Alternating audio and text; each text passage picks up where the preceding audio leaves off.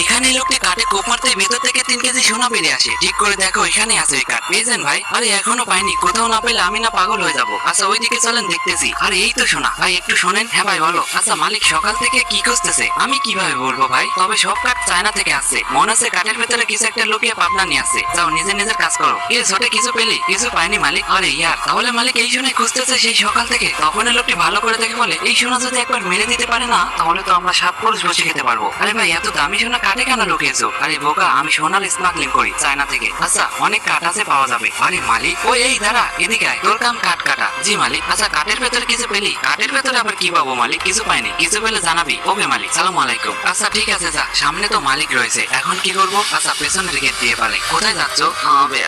সুজু করতে যাচ্ছি। এই লাকড়িও কি সুজু করবে নাকি? সাথে নিয়ে যাচ্ছ? তুই তোর কাম কর। আচ্ছা আমি শহরে যাবো কাঠের গাড়ি নিয়ে, তুই যাবি? শহরে যাবে, এই তো সুযোগ। তখনই লোকটি গাড়িতে কাঠ তুলে দেয়। এই ভাই, এই গাড়ি নিয়ে আমি যাবো, তুই যা